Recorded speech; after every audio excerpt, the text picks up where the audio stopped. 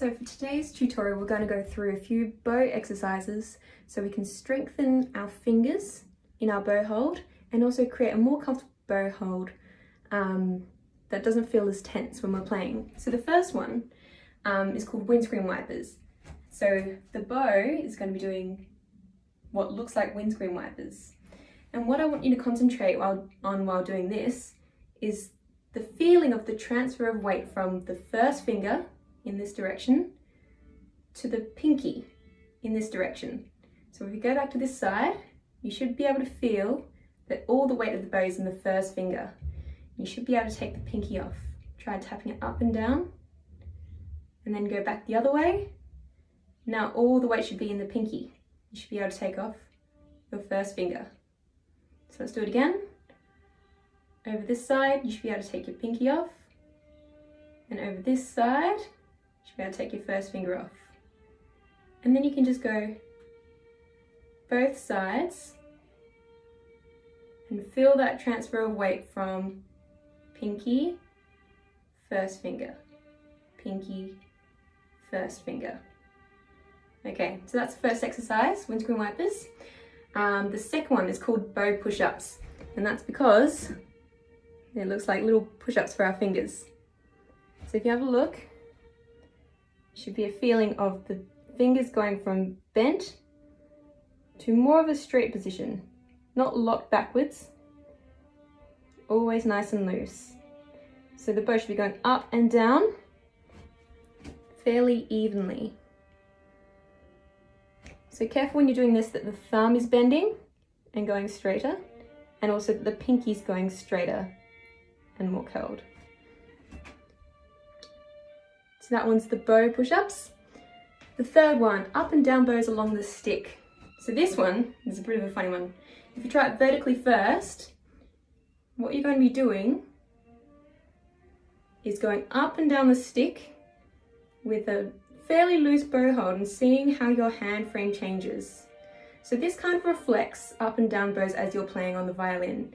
The hand frame should never be completely locked in place. You should feel quite flexible within reason. So if you're going up and down the bow, while you're going upwards, you'll notice your fingers like to go more straight. Remember from the bow push-ups, the fingers going more straight, and then this way, the hand should feel more bent, more curled. So it should feel nice and relaxed as you're doing this. And then once you get comfortable doing it this way, try putting your bow horizontal and doing it this way, and you will see how it feels like doing up and down bows while you're playing. So your down bow, your hand should feel nice and curled, and up bows should feel everything's a little bit more straight. So that's the up and down bows along the stick. The next one is up and down bows with our fingers off. So this one kind of incorporates everything we just did. So just try playing an open A string. That's your down bow. And here, I want you to take your pinky off at the tip. So this is the same feeling as when we did windscreen wipers this way. Should be able to take the pinky off. At the tip of the bow, pinky off. And we do an up bow. At the heel, we should be able to take the first finger off. So this is the same feeling as this side of the windscreen wipers. So do another down bow. Pinky off. And up bow. First finger off. So this one's a good one to practice doing when you're practicing your scales. So let's just do a 1 octave D major scale. Do a down bow. Pinky off.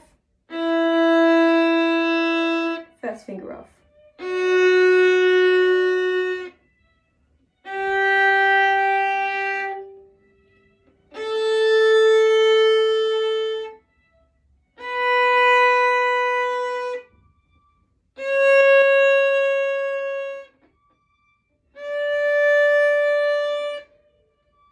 And this is all to create a feeling of freedom in the hand. So it never feels locked and it never feels like you're squeezing the bow.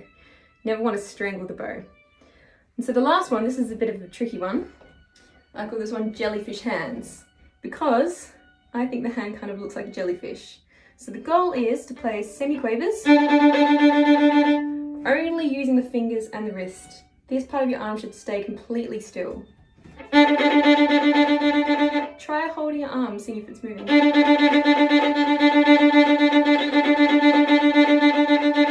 And you'll notice that your hand naturally goes into the position it should do. And you should have this kind of flexibility even when you're doing long bows.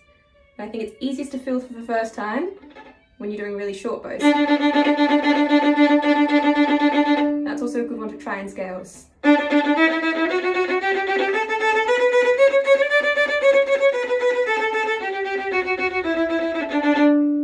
So, with all those exercises, if you incorporate them into your practice every day, it should really help loosen up your bow hold.